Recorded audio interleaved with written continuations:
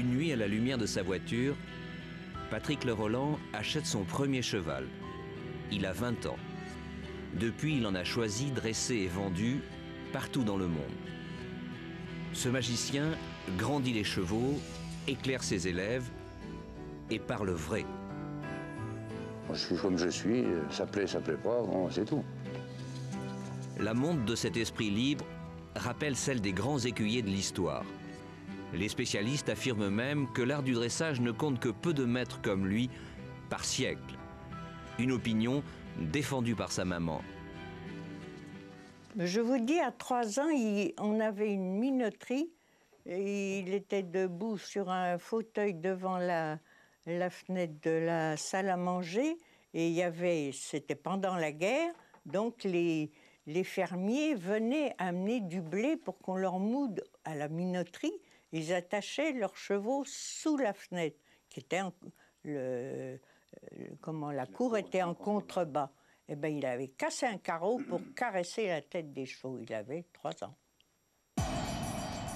Il a 17 ans lorsqu'il astique ses premiers éperons à Saumur. 3 ans plus tard, il est passé au ripolin, comme l'on dit chez eux, et portera la tunique noire durant 15 ans.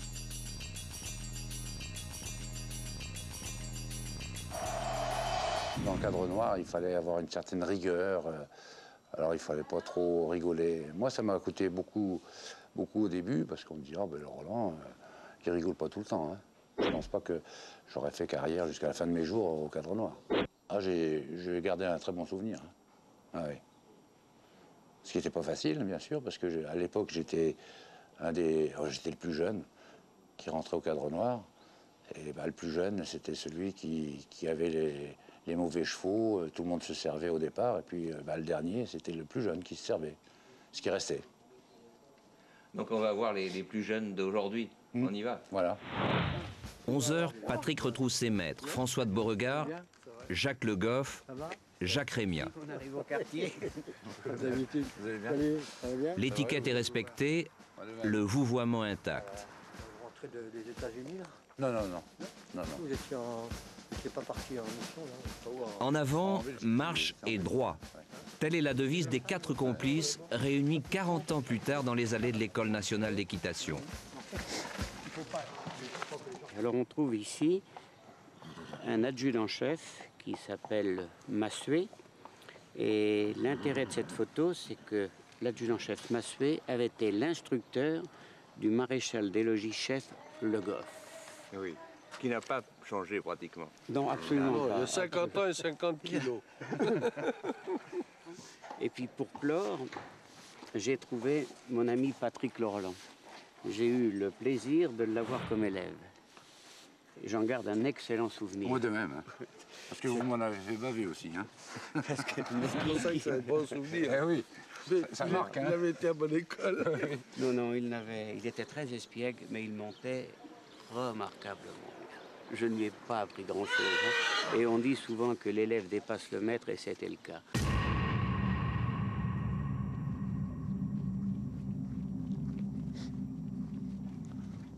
Alors on s'aperçoit qu'il y a beaucoup trop de gens, sous prétexte d'avoir de l'incurvation, tordent leurs chevaux dans le bout de devant. Le cheval doit être incurvé de la tête à la queue. Et pour qu'il soit incurvé de la tête à la queue, je ferme ma jambe extérieure là et je reçois sur ma jambe intérieure. Le cheval rentre ses côtes, voilà. Et là, j'essaye d'avoir mon cheval, quand je suis sur une courbe, un contact sur les 2 rênes et le cheval qui est cintré. Vous voyez? Là, il est incurvé, le cheval. Mais je l'ai sur mes 2 rênes et là, je garde mes jambes collées de manière à ce que le cheval maintienne un petit peu ce que je viens d'obtenir. Si j'abandonne mon cheval en desserrant trop fort mes jambes et en lâchant tout, là, à ce moment-là, le cheval, il vous abandonne aussi, ce qui est tout à fait normal. Hein. C'était difficile de se lever le matin, parce qu'il faut dire qu'il faisait la fête. Nous faisions la fête ensemble. Ah oui, c'est vous qui m'entraînez. Mais on était, en ce qui me concerne, je me faisais un devoir d'être à l'heure. Et là, il n'est pas trop bien, savoir que le cheval, on l'entend un tout petit peu grincer des dents, c'est une forme de résistance qu'il a. Donc il faut que j'arrive à le faire céder. Et pour ça, bah, je ferme un peu mes jambes de manière à ce que le cheval vienne s'enrouler autour de ma jambe gauche. Je ferme ma jambe droite, reine droite. Et là, je viens le chercher un tout petit peu avec ma jambe intérieure, en canalisant avec les ailes extérieures, voilà, de manière à ce que le cheval s'arrondisse un petit peu. Et là, on voit très bien le cheval qui décompose un peu plus son pas que tout à l'heure.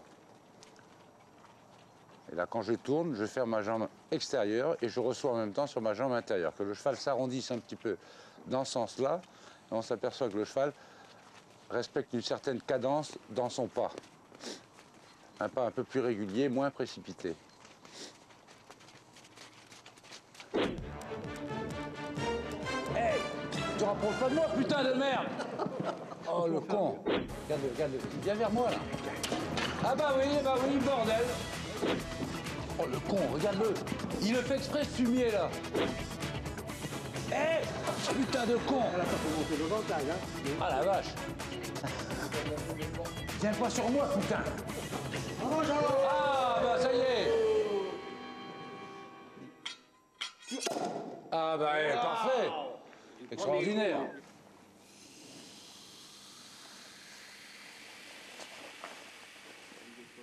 C'est confirmé. D'abord, je pense que c'est un artiste et c'est en même temps, ce qui est rare, c'est en même temps un pédagogue exceptionnel.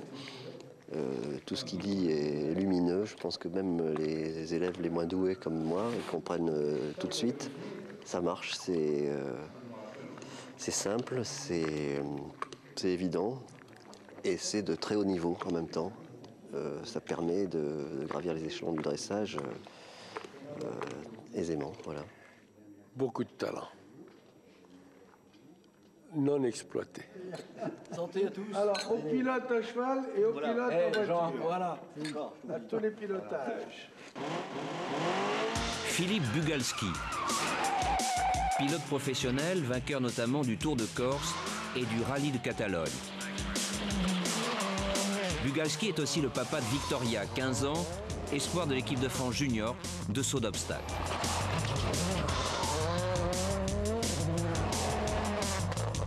En compagnie de Bugalski, le Roland retrouve les sensations oubliées des rallyes d'autrefois lorsqu'il hésitait entre dressage et pilotage, entre cheval et voiture. Une courbe comme ça, elle doit être estimée dedans, j'accélère. Voilà, et là, plus rien se passe, c'est fini la courbe. La courbe, elle se décide ici, et après, je peux faire ce que je veux. Là. La voiture est domptée, quoi. Et le poids du corps à cheval est important aussi. important aussi, bien sûr. Oui. Et nous, C'est surtout la direction des épaules. Ouais. Quand tu tournes, tu dois mettre tes épaules dans le sens de la courbe que tu fais. Tu vois. Nous, pour ressentir bien la voiture, on a besoin de faire corps avec la voiture. Accord, oui, bien sûr. Hein. Donc, Et à cheval, c'est pareil. Il faut que tu sois en équilibre sur tes deux fesses, sur la selle. Pas sur une fesse par rapport à l'autre, tu vois. On va toujours être bien calé. Toujours bien calé, toujours en ligne. C'est quand même incroyable de pouvoir maîtriser des voitures comme il y a actuellement, avec la puissance qu'ils peuvent avoir par rapport à il y a 30 ans, c'était plus du tout la même chose. Hein.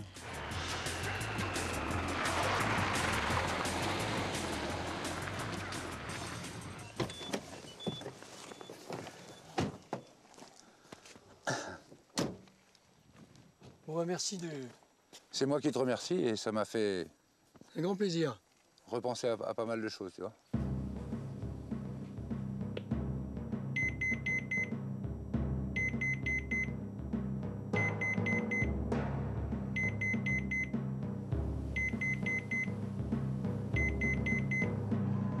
Nous sommes à Flémal, près de Liège, en Belgique. Durant 3 jours, et comme il le fait plusieurs fois par an, Patrick encadre un stage de cavalier de complet. Le maître dresseur est très attendu. On avait rendez-vous à 8 h. Il est bientôt 9 h et il n'est toujours pas là. Mais il ne pleut pas. C'est déjà bien, hein?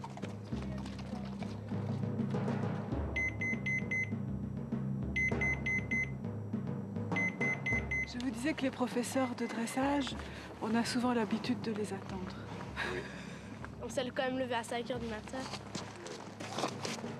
Il n'est pas encore arrivé, donc je ne sais pas si tu es parti chez toi ou pas.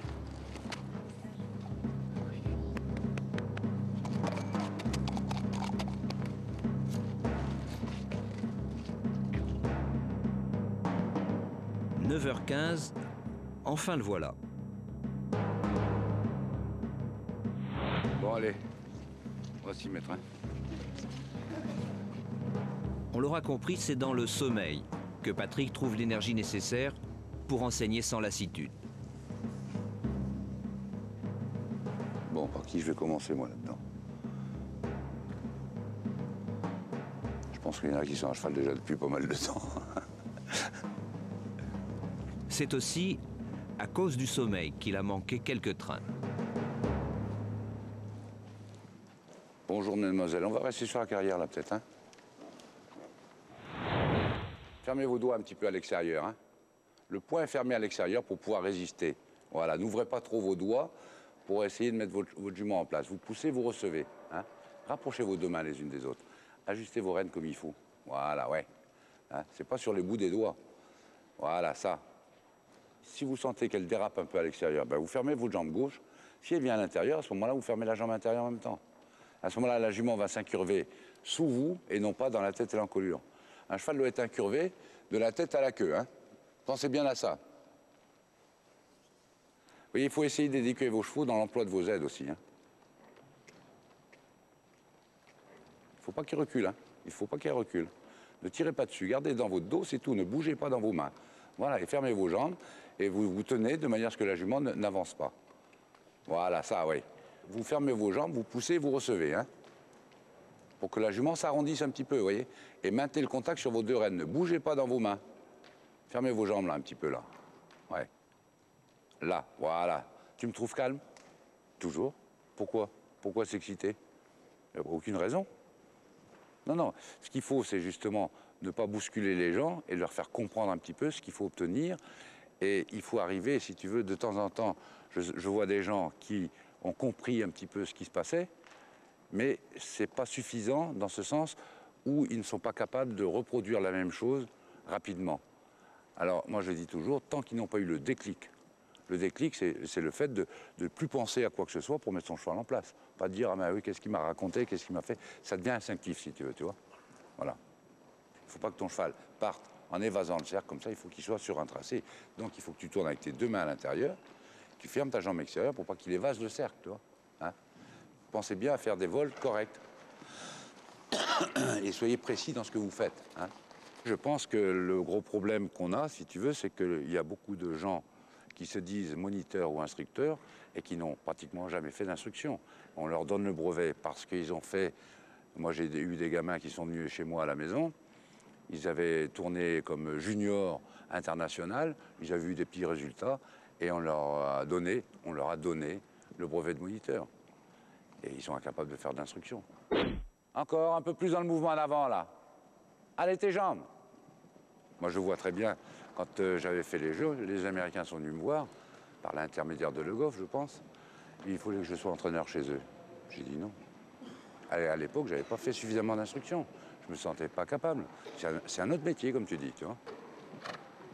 J'ai vraiment eu l'impression que c'était pas un bon dresseur, mais un grand dresseur. Moi, je ne le connaissais pas du tout avant. On m'a dit, Hugo, c'est pas possible. Le Roland, c'est vraiment un mythe, c'est le Nelson Pessoa du dressage. Il est là, il parle, il peut parler de n'importe qui, il peut parler de Nelson Pessoa qui lui a dit en sortant des jeux, écoute, ta position de main, c'est vraiment ridicule. Il a vraiment aucun complexe. Je crois que c'est vraiment ça qu'on doit dire de lui. Il n'a aucun complexe vis-à-vis d'aucune situation, vis-à-vis d'aucun cavalier, que ce soit le numéro 1 mondial comme les meilleurs Allemands. On sent que lui comprend les choses et lui voit les choses vraiment correctement. C'est un personnage à part, je pense. Fais-le céder, garde tes ailes extérieures. Pas tordu ton cheval droit, arrondis-le sur ta reine gauche. Arrondis-le sur ta reine gauche, Geoffroy. Et ta jambe gauche, ne laisse pas déraper, petit gars. Comme si tu voulais appuyer un petit peu. Là. Et tu le montes dans la cadence dans laquelle tu es. Essaye de rechercher une cadence. Et là-dessus, sur la cadence, eh ben, tu montes là-dessus pour maintenir ce que tu as. Ne bouscule pas ton cheval, ne le précipite pas. Voilà, ça, ouais, ok.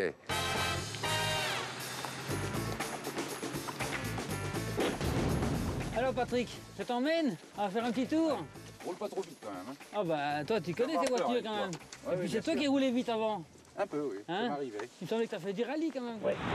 Je crois que les sensations que j'ai eues fortes, si tu veux, au niveau de l'équitation, c'est quand même quand tu fais le gros tour à Hauteuil, tu vois. Là, tu as des fromages, comme on dit, dans le jargon, c'est quelque chose. Hein. Mais c'est vachement plaisant, quoi. C'est des sensations que tu ne retrouves pas dans les autres disciplines. Et tu te demandes comment peuvent faire les chevaux pour aller à une vitesse à laquelle on va et pour sauter les gros obstacles qu'il peut y avoir. Hein. C'est extraordinaire.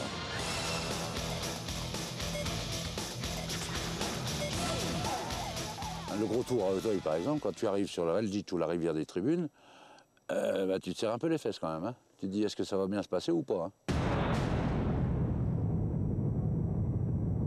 On y va? On y va. En route. On va voir comment tu conduis. Hein. La voiture, c'est mort, c'est toi qui diriges tout. Le cheval, c'est encore autre chose. T'as moins... Moi, j'ai jamais eu peur, si tu veux, quand j'ai fait des dérapages limite d'aller dans les décors. Ça, j'ai pas eu d'adrénaline, hein. Non, pas du tout. Application presque immédiate des conseils du maître, Geoffroy enfourche son étalon sel français et travaille à chaud.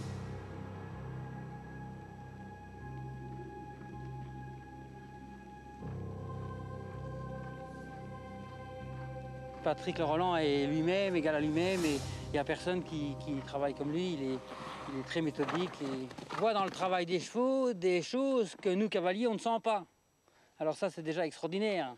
Et quand on a la chance d'avoir Patrick qui monte sur nos chevaux, à ce moment-là, il nous explique des tas de choses qui font qu'après, c'est beaucoup plus facile. Patrick a vécu 17 ans en Belgique, où il a dressé et enseigné dans des haras privés. Il adore Knokke-le-Zoet, le Saint-Tropez belge. Au domicile de l'artiste peintre Roger Nellens et de son épouse Monique, il est comme chez lui. Ah, c'est du vrai. Hein. Ici, sa chambre et son rond de serviette l'attendent au milieu d'une extraordinaire arche de Noé. Un beau cul, la vieille. Regarde-moi ça. C'est pas du toc, hein. À Sydney, Miami ou Calgary, ce dresseur globe-trotteur reproduit son art avec bonheur. J'avais jamais touché, hein. Moi, ça. Il pourrait d'ailleurs sûrement dresser un caribou empaillé, charmer un serpent, apprendre le foot à un ours et pourquoi pas le pas espagnol à un poisson clown. Mais le seul animal qui lui résiste, c'est ce dragon. C'est quand même incroyable. Nous pénétrons dans les entrailles du dragon de Jean Tinguely et de son épouse Niki de Saint-Phal. Dragon construit dans le jardin, à un pas de l'écurie de Monique Nellens, propriétaire de Woody, superbe hanovriien, un cheval allemand vendu par Patrick à ses amis. Woody appartenait à Patrick et un jour, Christine m'a mis sur Woody. Et alors Patrick est arrivé, il a dit est-ce que tu n'es pas folle, ce cheval est dangereux. Et je n'ai jamais eu aucun problème avec Woody. Ça a été la merveille, ça a été le coup d'entente. Ce cheval avec qui personne n'allait en promenade, tout de suite je partais avec lui dans la forêt, je revenais. Alors en revenant, je voyais Patrick qui attendait, qui était vraiment mort de peur et qui trépignait. Et voilà, alors on a continué. Alors heureusement, j'ai reçu Woody, mon mari me l'a offert et c'est une merveilleuse histoire. Ce cheval était déjà très bien mis, hein. Il connaissait tout, mais moi je ne connaissais rien en fait. Il m'a tout appris. Et alors on continue ensemble. Eh, t'es déjà au passage, Monique? Qu'est-ce que tu fous là? Je viens de dire bonjour au passage. Ah bah c'est bien. Ça va ma petite mère? Alors. T'as toujours la forme, hein? Ouais, t'es bien arrivé? Oui. Je t'ai amené 3 ostrogos, là, tu vois. Oui. Hein? Ils m'ont déjà bien fait parler. Hein. Ah, bah, t'as parlé correctement? Hein? J'espère. Sans accent belge. Tu vois la grande? Et tu sais quand je l'ai connue, la première fois que je l'ai vue, j'ai dit, oh la flamande, il faudrait peut-être faire quelque chose là. Tu sais ce qu'elle me répond? Et toi le breton? Oh bah j'ai dit ça y est, c'est bon. Notre premier, hein? Tu te rappelles de ça? Ouais. Allez, au boulot, Monique. Allez, en avant.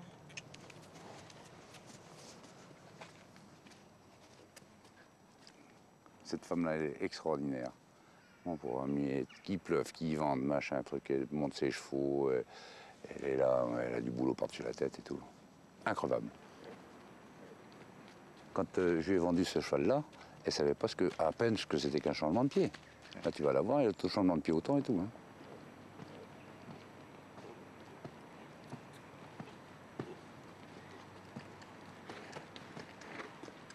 Ah ben Patrick est un homme, c'est un génie. Je crois que question cheval, il est unique. Moi, je disais toujours, quand je le voyais monter, je disais toujours, on devrait payer pour le voir monter à cheval. C'est vrai, il est tellement extraordinaire.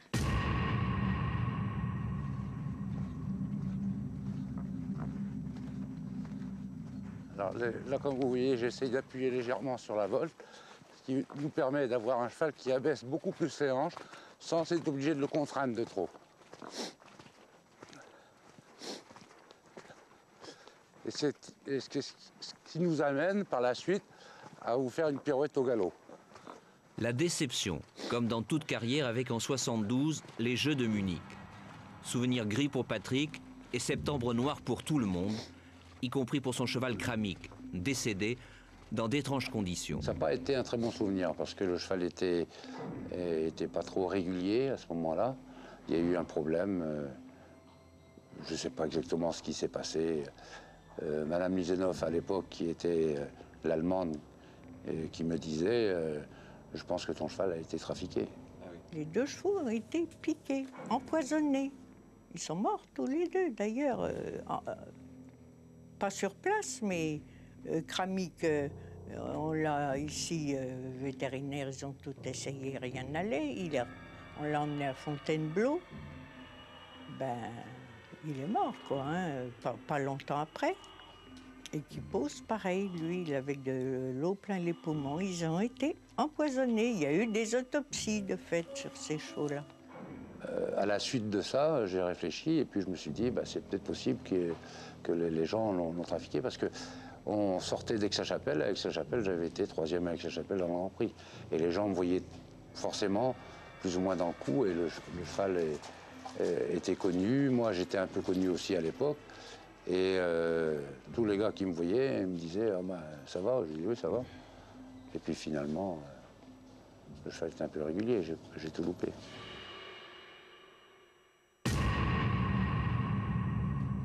Alors là, ce qu'on recherche dans la pirouette, c'est pareil, c'est que le cheval, comme il a baissé les hanches, on ne doit pas avoir trop de poids dans les mains. Le cheval doit céder et rester rond.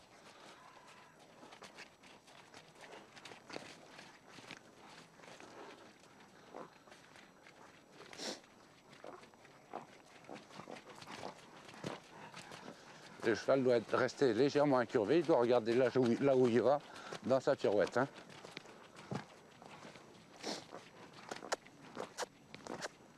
Alors on doit pouvoir avancer les mains comme ça, hein, en restant soi-même dans la pirouette, et que le cheval n'en ait pas besoin de main, rien du tout, tu vois. Là, il faudrait qu'il scelle un tout petit peu plus, qu'il s'arrondisse un tout petit peu, voilà. Et là, il ne faut pas avoir grand-chose dans les mains. Voilà, ouais. Ça, c'était pas si mal, tu vois. Le Roland déteste les compliments tièdes et la dureté de ses mots s'adresse souvent aux plus grands. Sa griffe égratigne même Anki van Grusven, l'intouchable numéro 1 mondial. Très en musique. Ces chevaux sont toujours un tout petit peu trop stressés. Il faut rendre un cheval réactif, mais c'est pas pour autant le rendre stressé.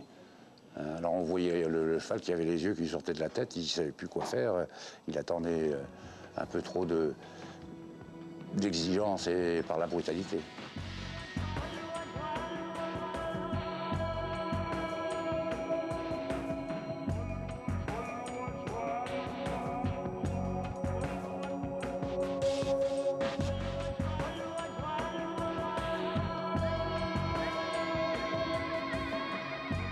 Ennemi des paillettes donc, mais en revanche, ami du cirque. Le jour où j'ai vu Lucien Grus avec ses chevaux qui s'est remis un peu dans le bain, on a beaucoup à apprendre de ces gars-là. Pourquoi? Pourquoi? Parce qu'on voit les chevaux qui sont en liberté et ils font ce qu'ils veulent avec. Et le cheval vient vers le cavalier et sur la chambrière. Allez, Jiménez. Yeah! Yeah! Allez, hop! Yeah! Brave! Bon, bien brave, ça c'est bien. Bravo! Ça pète le feu là. Yeah! Il faut dans tout ce que l'on fait, si tu veux, dans l'attitude que tu dois avoir à cheval, il faut avoir une indépendance des aides. Et pratiquement, dans ce que tu fais, tu ne dois pas voir grand-chose. Là, tu n'as pas vu grand-chose dans ce que j'ai fait. Au niveau des jambes, des mains et tout ça, tu vois. La discrétion dans l'emploi des aides, ça existe. Patrick Le Roland n'a pas appris l'équitation dans les livres. Sa connaissance des chevaux est intuitive. On le compare aux écuyers des rois. Pourtant, s'il n'en a lu aucun, il a tout deviné de leurs secrets.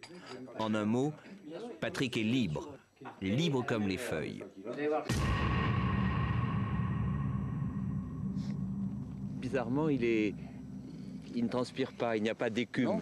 Non, il commence à mouiller un tout petit peu dans l'encolure comme ça. Mais on ne sent pas le cheval qui est stressé, si tu veux, là, tu vois.